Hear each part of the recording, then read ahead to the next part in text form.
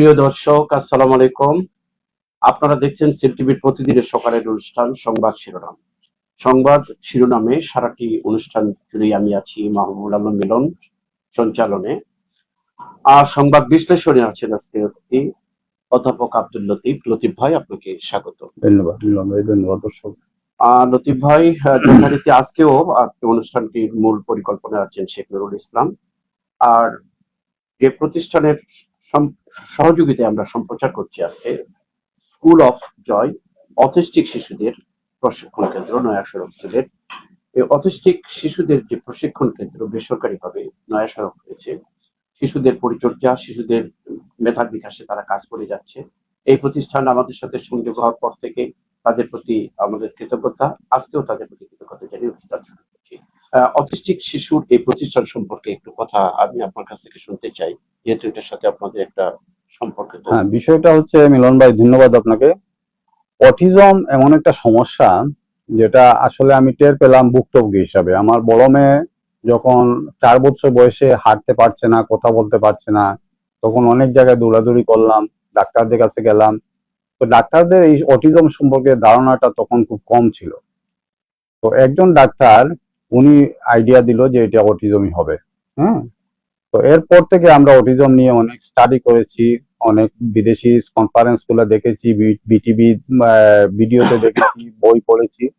পরে আস্তে আস্তে চিন্তা করলাম এই বিষয়ে মানুষকে সাহায্য করা দরকার, এবং এরপর থেকে আমরা স্কুল অফ জয় এস্টাবলিশ করি। স্কুল অফ জয় এস্টাবলিশ করার জন্য আমি বিভিন্ন শিক্ষা প্রতিষ্ঠানে গিয়েছি, কনফারেন্স করেছি, কিন্তু আলটিমেটলি আমাদের মধ্যে একটা হাইডিং একটা টেন্ডেন্সি, অর্থাৎ লুকিয়ে রাখা।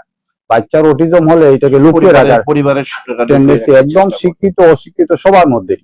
শিক্ষিতরা সামাজিক স্ট্যাটাসের জন্য লুকিয়ে রাখে, আর অশিক্ষিতরা না বুঝে এসে লুকিয়ে রাখে। এরকম একটা টেন্ডেন্সি ছিল তখন, খুব বেশি, এখনো আছে কিন্তু কমে আসছে। তো বিষয়টা হচ্ছে অটিস্টিক বাচ্চাদের আমরা স্কুল থেকে যেটা দেখেছি, অটিস্টিক বাচ্চাদের যাদের মা বাবা, বিশেষ করে মা সতর্ক, মা সচেতন, সেই সব মায়ের অবদানের জন্য অটিস্টিক বাচ্চারা নর্মাল স্কুলে যেতে পারে। যেমন আমাদের স্কুল থেকে প্রায় 15টা বাচ্চা নর্মাল স্কুলে চলে গেছে। এটা কারণ হচ্ছে আমাদের সাথে তাদের মারা একটা সিনক্রোনাইজ ওয়েতে কাজ করেছে, অলরেডি তারা প্রশিক্ষিত হয়ে গেছে। হ্যাঁ, কারণ একটা স্কুলে আপনি একটা বাচ্চাকে হয়তো 4 ঘন্টা রাখতে পারবেন, কিন্তু একটা বাচ্চার জন্য ডেইলি কমপক্ষে 8 ঘন্টা কাজ করতে হয়। এই বাকি 4 ঘন্টা যদি একজন মা কাজ করে, তাহলে প্রচুর ধৈর্য লাগে। এইসব বাচ্চা তো আপনার পঙ্গু বাচ্চাদের একটা সমস্যা, একটা অঙ্গ হয়তো পঙ্গু কিন্তু তাদের ব্রেন কাজ করে। অটিস্টিক বাচ্চাদের বিশাল একটা, যে বিষয়টা আমি দর্শকদের সাথে শেয়ার করতে চাচ্ছি সেটা হচ্ছে, যেসব বাচ্চার অটিজম রিমুভ হচ্ছে না, অর্থাৎ নর্মাল স্কুলে যেতে পারছে না, আর অটিজম রিমুভ হওয়ার বিষয়ও না, সেই সব বাচ্চারা বড় হওয়ার পরে একটা বড় সমস্যা তৈরি হয়। এসব বাচ্চাদের জন্য একটা ফ্যামিলি ধ্বংস হয়ে যায়, কারণ এই বাচ্চাকে তো মেরে ফেলা যাবে না। হ্যাঁ, আবার এই বাচ্চার যে ডিস্টারবেন্স, এই ডিস্টারবেন্সের জন্য আর কেউ কাজ করতে পারবে না। ডিস্টারবেন্স প্লাস প্রতিদিন পরিচর্যা করতে, প্রতিদিন মানে চরম ডিস্টারবেন্স, এটার জন্য কেউ কাজ করতে পারে না, তার ভাই বোন মা বাবা কেউই কাজ করতে পারে না। আলটিমেটলি পুরো ফ্যামিলিটা ধ্বংস হয়ে যায়। সেজন্য আমাদের দেশে দরকার হচ্ছে এইসব বাচ্চাদের জন্য কেয়ার সেন্টার। এইসব বাচ্চাদের জন্য কেয়ার সেন্টার খুবই দরকার। এইসব কমপক্ষে একটা ফ্যামিলিকে প্রোডাক্টিভ রাখার জন্য এইসব বাচ্চাদের কেয়ার সেন্টার দরকার। এইটা উদ্যোগটা নেওয়া দরকার। যারা মানে চিন্তাশীল লোক আছেন, সিলেটে যারা চিন্তাশীল লোক আছেন, আমি আবেদন করব, বা সারা দেশে যারা চিন্তাশীল লোক আছেন তারা একটু এগিয়ে আসুন।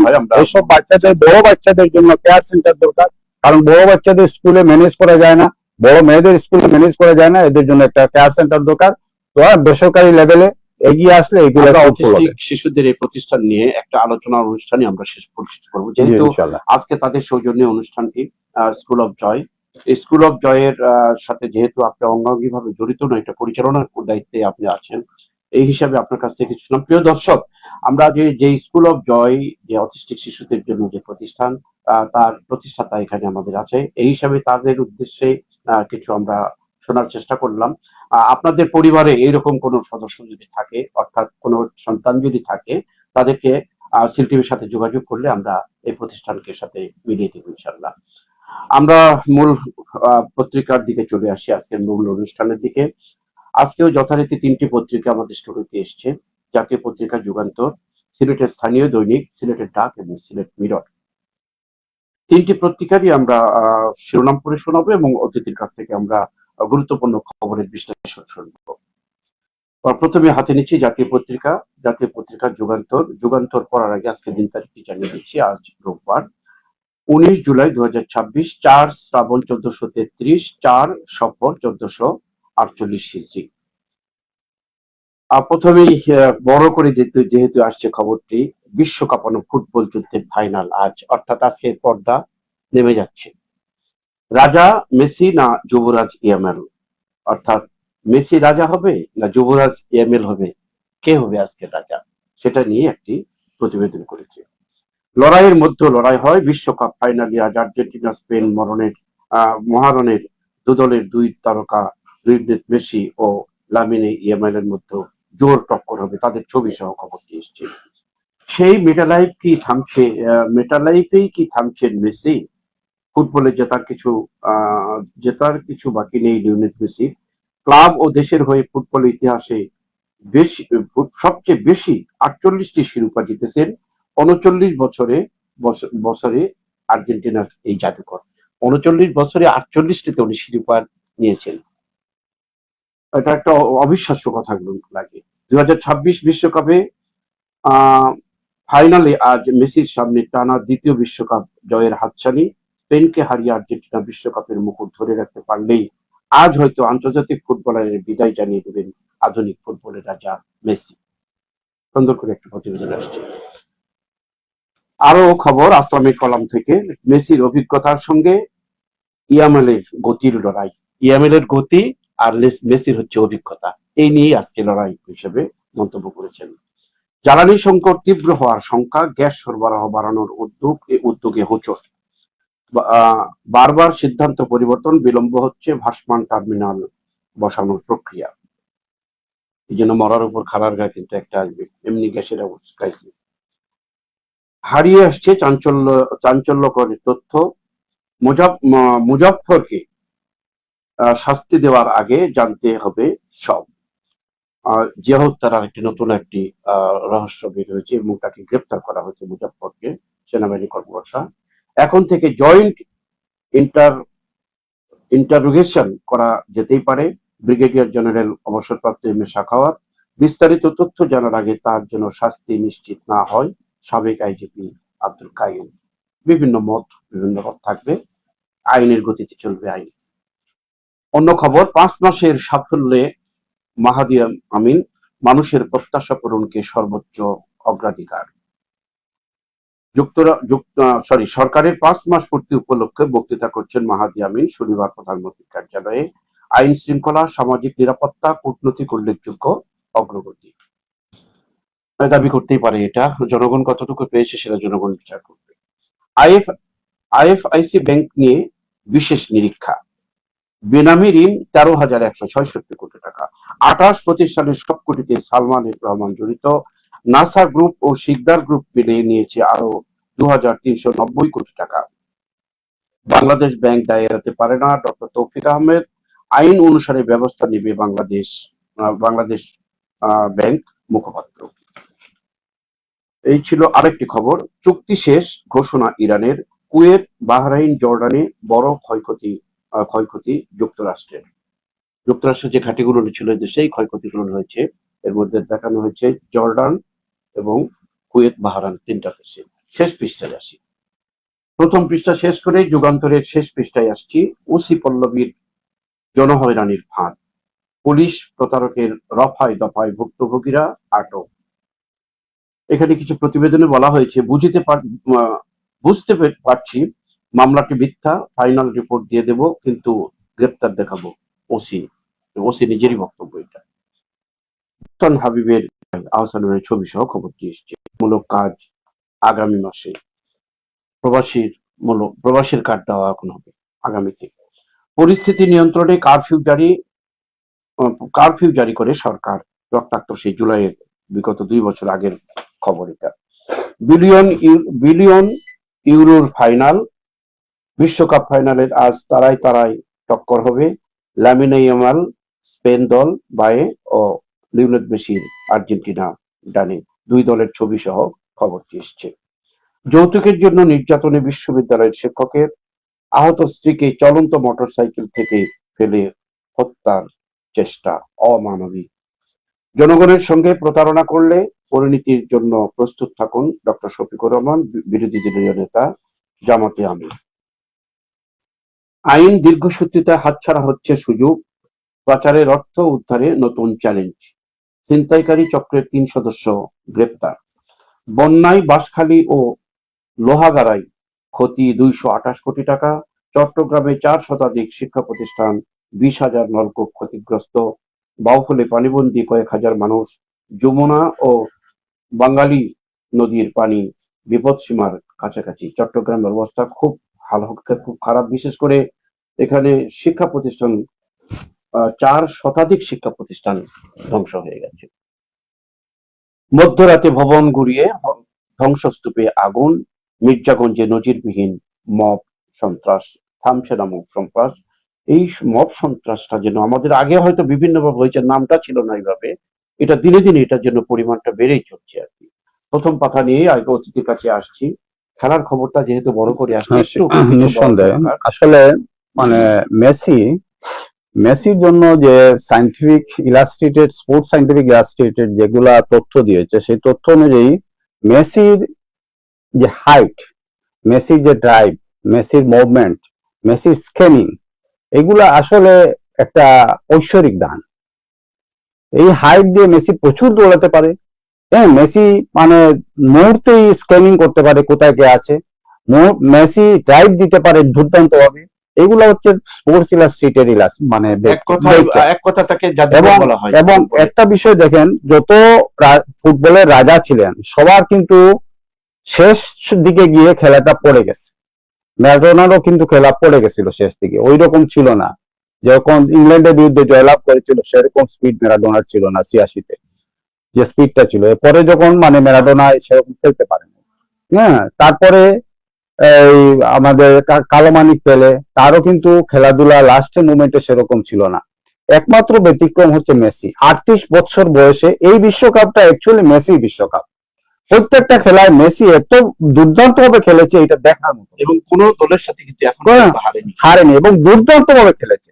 পিছিয়ে পড়েও কিন্তু সামনে চলে গেছে। এইগুলা সবই হচ্ছে মেসির একটা অবদান। এই যে এইটা হচ্ছে মানে মূল বিষয়। এখন প্রশ্ন হচ্ছে ফাইনালে স্পেন আসবে না আর্জেন্টিনা আসবে। যেহেতু মেসির প্রতি ভক্ত বেশি বাংলাদেশে, সুতরাং মেসির পক্ষেই লোকজন বেশি থাকবে, স্বাভাবিক। আমি কিন্তু ব্যক্তিগতভাবে মনে করি ফুটবলের যে জমিদারি, এই জমিদারি প্রথাটা বন্ধ হোক, স্পেন আসুক এবং অন্যরাও উদ্বুদ্ধ হোক। এবং আলটিমেটলি দেখা যায় যখনই নতুন কেউ আসা শুরু করে তখন আরো নতুন অনেকেই আসে। প্রত্যেকটা জায়গায় এরকম দেখা গেছে। সুতরাং ফুটবলের জমিদারিটা বন্ধ হোক, আরো ফুটবল প্লেয়ার গড়ে উঠুক সারা দুনিয়া জুড়ে, এইটাই চাই। কিন্তু মেসির স্থানে মেসি থাকবে। হ্যাঁ, যাই হোক, এটা দেখা যাক খেলায় কি হয়। বিজয়ী নিয়ে যদি তার খেলার অবসান করে, তার জীবনের একটা ইতিহাস থেকে। হ্যাঁ, আরেকটা নিউজ নিয়ে আমি একটু কথা বলবো, সেটা হচ্ছে আইএফআইসি ব্যাংকের বিশেষ প্রতিবেদন।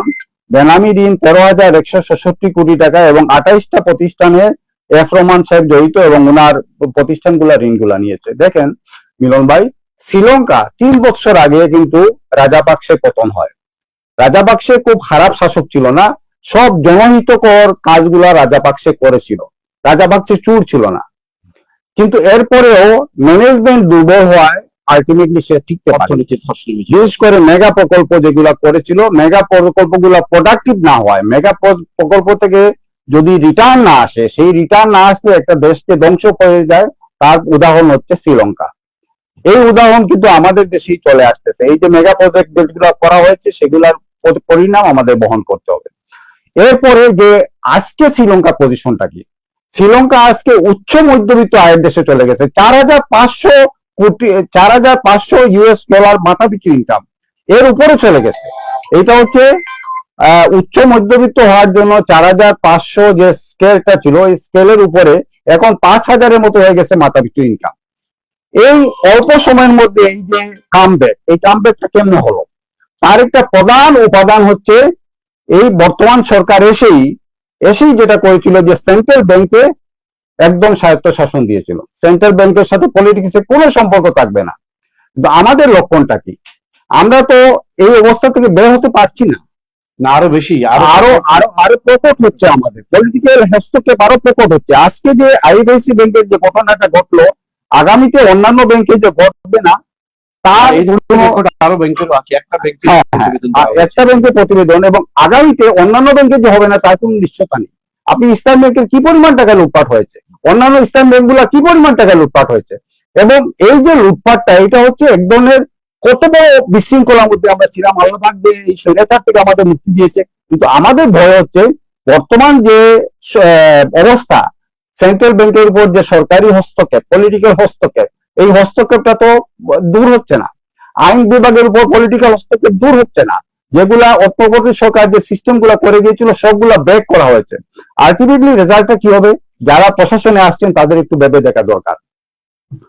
5 মাসের সাফল্য নিয়ে মাহাদি আমিন বক্তব্য রেখেছেন, এটা সরকারি বক্তব্য আসতেই পারে। জনগণ মূল্যায়ন করবে আইন শৃঙ্খলা পরিস্থিতি ভালো হয়েছে না খারাপ হয়েছে, জনগণ মূল্যায়ন করবে বিদ্যুৎ অবস্থা ভালো হয়েছে না মূল্যায়ন হচ্ছে খারাপ হয়েছে, জনগণ মূল্যায়ন করবে গ্যাসের সাপ্লাই ভালো হয়েছে না খারাপ হয়েছে, জনগণ মূল্যায়ন করবে এই যে জলাবদ্ধতা, এই যে সমস্যা, বন্যায় 2 দিন পর পর আমাদের বন্যা যেটা হওয়ার সেটা তো হবেই, কিন্তু আমরা যে সমস্যাগুলো তৈরি করেছি, আমাদের সামান্য বৃষ্টিতে, একটুখানি বৃষ্টি হলে গড়িয়ে পড়ে পানি না সারা শহরই গড়িয়ে যায়। এই যে অবস্থাটা আমরা তৈরি করেছি, আমাদের অদূরদর্শিতা, আমাদের দুর্নীতির জন্য তার প্রতিফল আমাদের পেতে হবে।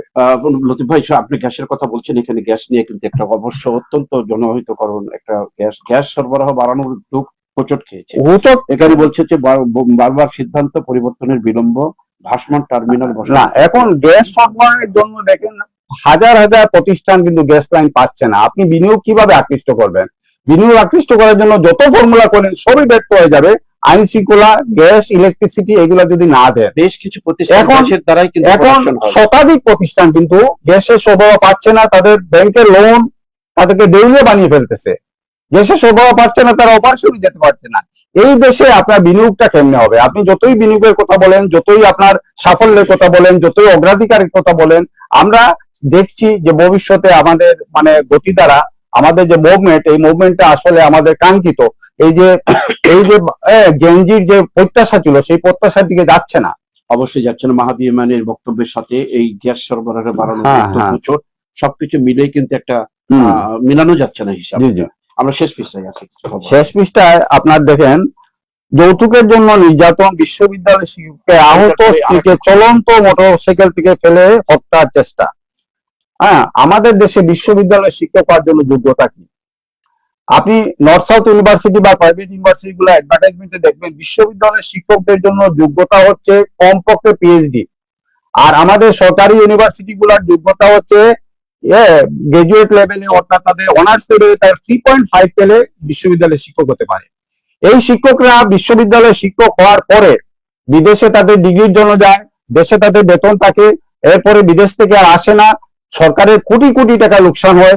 এই ধারাটা কেন চেঞ্জ হচ্ছে না? আমাদের এই শিক্ষকদের নিয়োগের যোগ্যতাটা আমাদের কেন পিএইচডি লেভেলে যাচ্ছে না? আপনি ইন্ডিয়ায় দেখেন, একজন হাই স্কুলের শিক্ষকের তার এমফিল ডিগ্রি লাগে, কিন্তু আমাদের দেশে অনার্স করে ইউনিভার্সিটিতে শিক্ষকতা করতে পারে, মাস্টার্স করার দরকার নেই। এই শিক্ষকদের কাছ থেকে আপনি নৈতিকতা কি আশা করবেন? নিজের স্ত্রীকে সে ফেলে দিচ্ছে মোটরসাইকেল থেকে, করে মারার চেষ্টা করতেছে, হারিয়ে গেছে। এরপরে দেখেন পুলিশ প্রতারকদের। আচ্ছা, এই বিষয়টা নিয়ে মিলন ভাই আপনারও আমার সবার জানা আছে। আমি যদি আপনাকে প্রশ্ন করি যে দেশে প্রতারকরা কোথায় গিয়ে আড্ডা দেয়, আপনি থানার আশেপাশে দেখবেন সবগুলা প্রতারক, সবগুলা দুষ্কৃতিকারী, সবগুলা চোর বাটপার থানার আশেপাশে তাদের একটা বন্ধুত্ব, এবং আপনি দেখবেন পুলিশের সাথে কানাকানি কারা করে। এই কানাকানি গুলো তো ভালো মানুষ করে না। আপনি একটু রাস্তায় হাঁটার সময় দেখবেন পুলিশের সাথে কারা কানাকানি করে।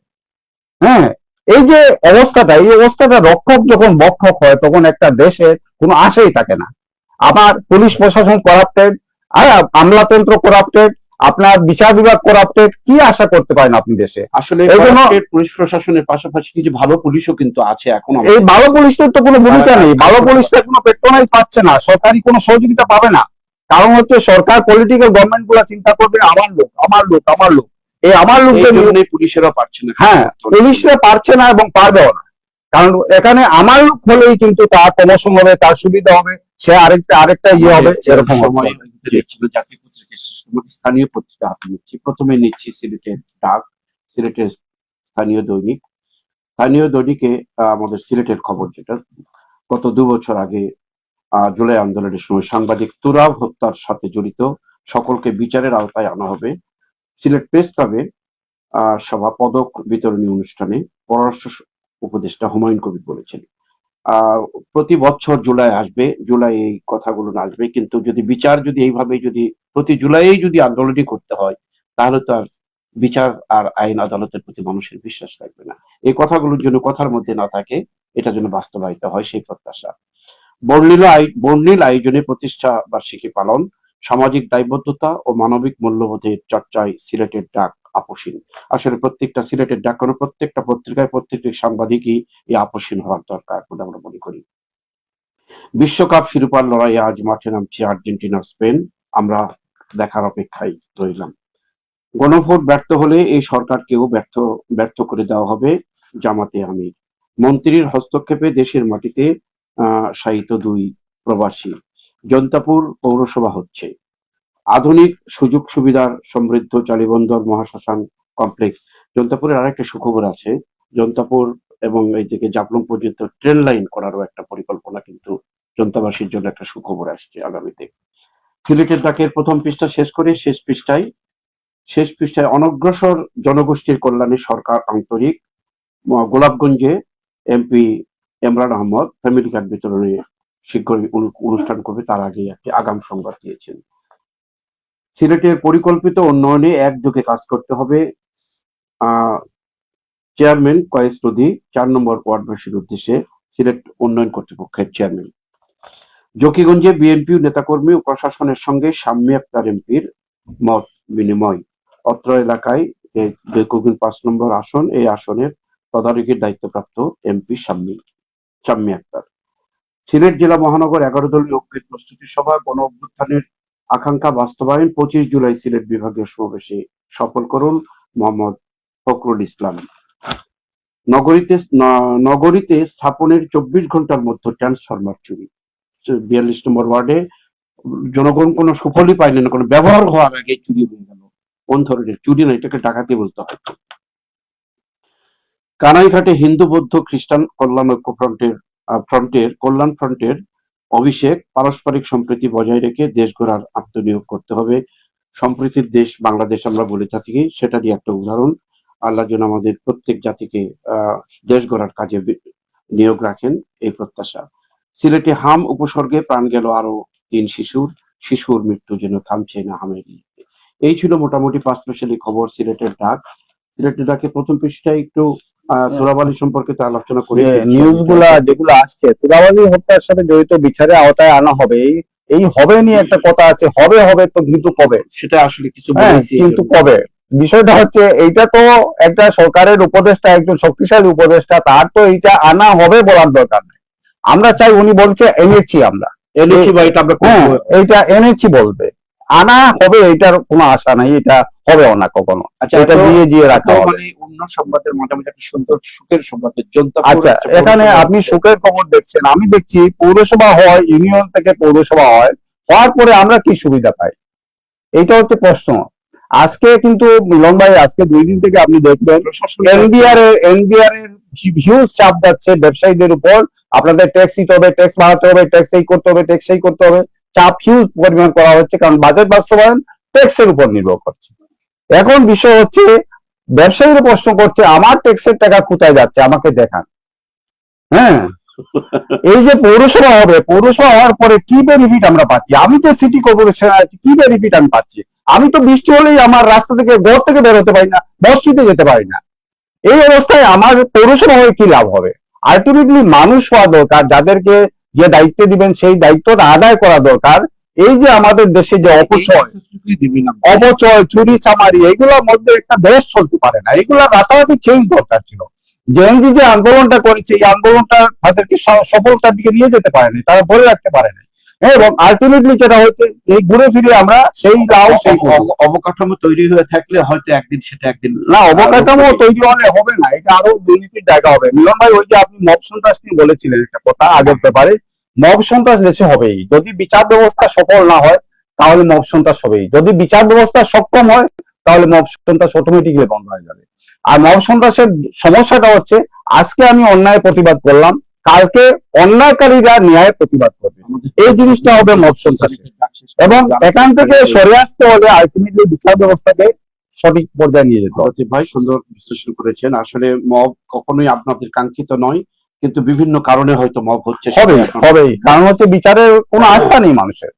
আর তারপরও আমরা চাই না মব দিয়ে অন্যরকম কিছু হোক, সেটা যেন মব যেন চিরস্তরের বিদায় নেই আমাদের কাছ থেকে। আমরা প্রিয় দর্শক আর একটি দৈনিক হাতে নিচ্ছি, সিলেট মিরর। সিলেট মিররের প্রথম একটি ব্যতিক্রমী খবর তারা ছাপিয়েছে, যেটা অন্য পত্রিকায় আসেনি। সিলেট মেডিকেল বিশ্ববিদ্যালয় নিয়ে অনিয়মের স্থবির পথযাত্রা স্বপ্নযাত্রা।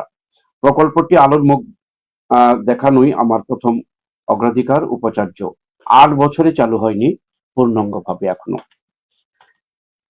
বিশ্বকাপের খেলার খবর ছাপিয়েছে আবারও, দুই দেশের ছবি দিয়ে মেসির ছবি হাইলাইট করা হয়েছে এখানে। বিশ্বকাপ জয়ের মহারণ আজ।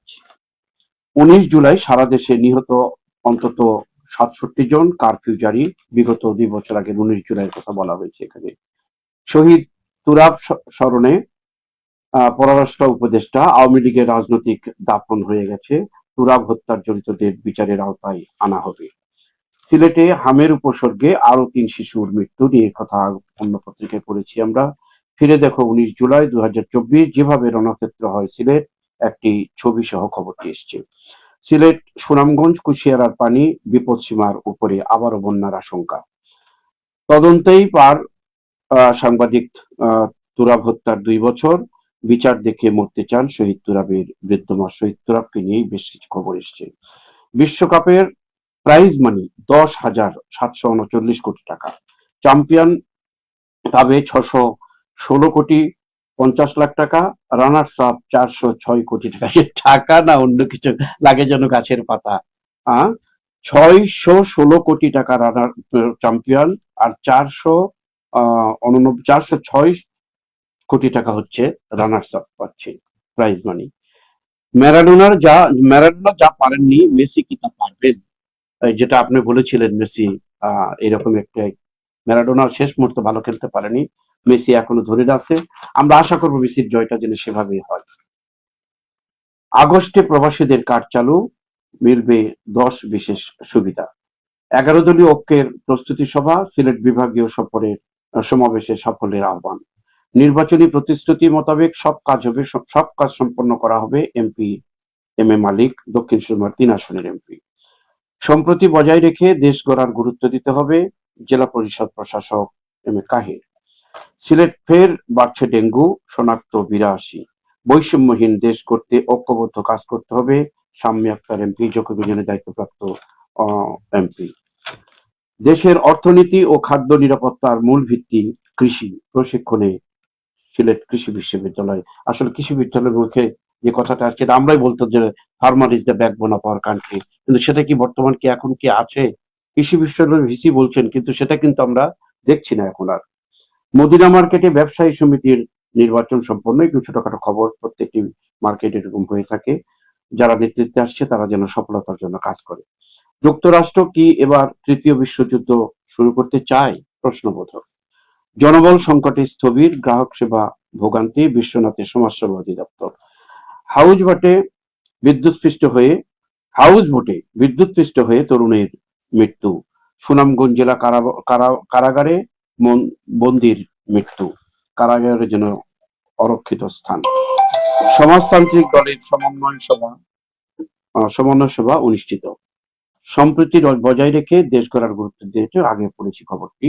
এই ছিল মোটামুটি বিভিন্ন ধরনের খবর নিয়েই সাজিয়েছে।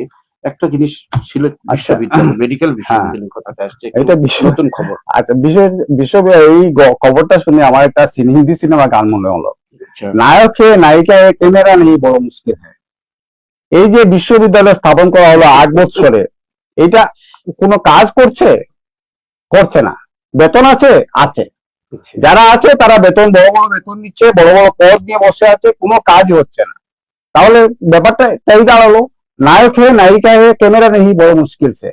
এই অবস্থা চলছেই আমাদের প্রত্যেকটা জায়গায় এই অবস্থা। আপনি সিলেট মেডিকেল বিশ্ববিদ্যালয় কেন, প্রত্যেকটা জায়গায় এই যে আপনি আরেকটা নিউজ দেখেন, জনবল সংকটে স্থবির গ্রাহক সেবা ভোগান্তি বিশ্বনাথ সমাজ সেবা অধিদপ্তর। জনবল সংকট, জনবল যদি থাকে তাহলে তো আরো বেশি বেতন আসবে, আরো বেশি আরামে থাকবে, আরো বেশি লোক চুরি চামারি হবে, তাহলে জনবল সংকটই হওয়া থাকে ভালো। এবং আলটিমেটলি এসব সরকারি প্রতিষ্ঠান যত তাড়াতাড়ি সম্ভব বন্ধ করে দেওয়ার দরকার। আমি কিন্তু মিলন ভাই অলওয়েজ বলি, smart government small government, small government হবে স্মার্ট গভর্নমেন্ট হবে, গভর্নমেন্ট যেটা করবে স্মার্টলি করবে। আসলে এই যে ভালোর জন্য এই ভালোর জন্য কখনো হবে না, কখনো হবে না। সারা দেশ হচ্ছে একটা অলস জাতিতে পরিণত হয়েছে, চুর জাতিতে পরিণত হয়েছে। এই যে কার্ড প্রবর্তন করা হচ্ছে, আলটিমেট উদ্দেশ্যটা কি? এই দেশটাকে নন প্রোডাক্টিভ জাতি হিসাবে তৈরি করা। হ্যাঁ, এই জন্য কার্ড, যারা কার্ডের পক্ষে কথা বলছেন তারা একটু ভেবে দেখেন, মানুষকে যদি আপনি 10 টাকা দেন সে কিন্তু কাজ করবে না, বসে বসে খাবে।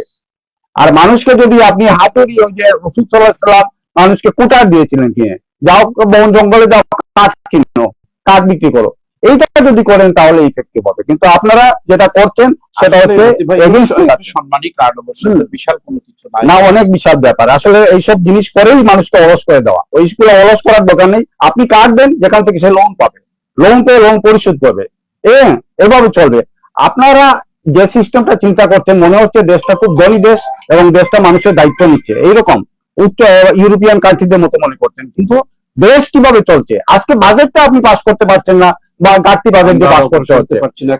এবং তৃতীয় বিশ্বযুদ্ধের কথাটা একটু একটা আগাম পাওয়া যাচ্ছে, টমাটল পাওয়া যাচ্ছে। তৃতীয় বিশ্বযুদ্ধ নিয়ে চিন্তা করার কিছু নেই, তৃতীয় বিশ্বযুদ্ধ শুরু হবে না। এখন যে পারমাণবিক বোমাগুলো আছে প্রত্যেকটা দেশের উপর, প্রত্যেকটা দেশেরই এই ভয় আছে, এই বোমা কখনো ইউজ হবে না এবং তৃতীয় বিশ্বযুদ্ধ শুরু হবে না।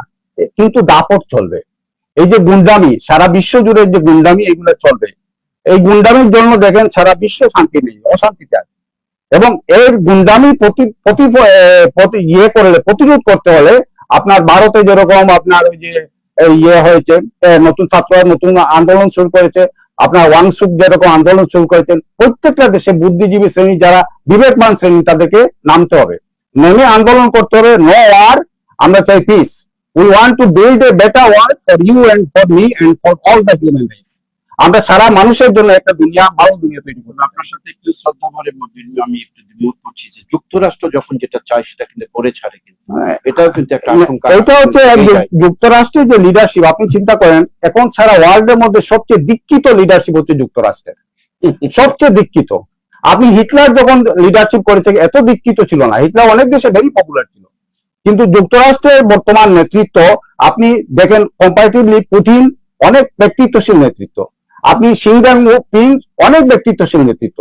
কিন্তু ট্রাম্পের নেতৃত্ব সারা বিশ্বের মধ্যে, এই কয়েকদিন আগে একটা সার্ভে হয়েছে, সেই সার্ভেতে ট্রাম্পের লিডারশিপের প্রতি আস্থা ট্রাম্পের পপুলার দেশগুলোতেই কমে গেছে। হ্যাঁ, এবং যুক্তরাষ্ট্র যে গেম প্লেইং করেছে সারা বিশ্বের বুদ্ধিজীবীদের তাদের দেশে নিয়ে যাওয়া, সেজন্য এই বিশ্বযুদ্ধ এগুলা শুরু করতে পারবে না। ওই পাগলামি বাতিল করতে হবে এবং ওই যে সুব্রত বসু যেটা বলে পাগলা জগাই থাকবে। দেশের শান্তিপ্রিয় মানুষ, পৃথিবীর শান্তির মানুষ যুদ্ধ চায় না, এবং আমরা চাই যুক্তরাষ্ট্রের মধ্যে তার বিরুদ্ধে আন্দোলন শুরু হোক এবং এইরকম নেতৃত্বকে সরিয়ে ভালো ভালো নেতৃত্ব আসে যুক্তরাষ্ট্রে। ফোকাস দিয়েছে বর্তমানে খবরের পরিপ্রেক্ষিতে। আচ্ছা, একটা নিউজ বলি, আপনি বৈষম্যহীন দেশ করতে ঐক্যবদ্ধভাবে কাজ করতে হবে। কেমনে বৈষম্যহীন হবে? একটা সিটিং এমপি আছে ফিলেসের পাশে, তার উপর আপনি একটা মহিলা এমপি কে দিয়ে দিলেন কাজ করার জন্য, তাহলে বৈষম্যহীন কোথায় হলো? হ্যাঁ, জনগণ যাকে নির্বাচিত করেছে সেই কাজ করবে এলাকার জন্য। এখানে আপনি সংরক্ষিত আসন এইভাবে স্প্রেড করার তো দরকার নাই। হ্যাঁ, আপনি একটা যেখানে একজন বিরোধী দল এমপি আছে, তার মানে বিরোধী দল এমপি কে কাজ করতে দিবেন না রাজনৈতিক কারণে, এইগুলো ঠিক না, এগুলো এইটা বৈষম্যপূর্ণ। অনেকে তো হবিগঞ্জ তো সরকারি এমপি আছে, এর ভিতরে বিরোধী দলীয় এমপি আছে, তারপরে এই যে সংরক্ষিত আসনগুলো এইভাবে বর্তন করা, না এটা সরকারি। আমরা চাইবো যে সমন্বয় করে চলুক, তাহলে ভালো হতে পারে। প্রিয় দর্শক, সময়ের স্বল্পতায় আমরা আর অগ্রসর হতে পারছি না। সুন্দর বিশ্লেষণ করেছেন, বিশেষ করে ট্রাম্পের যে ট্রাম্পবাজি নিয়ে কথাগুলো বলেছেন, অত্যন্ত ভালো লেগেছে আমার। তারপরও সারা পৃথিবীর মানুষ শান্তিপ্রিয় মানুষ চায়, যুদ্ধ চায় না, শান্তি চায়।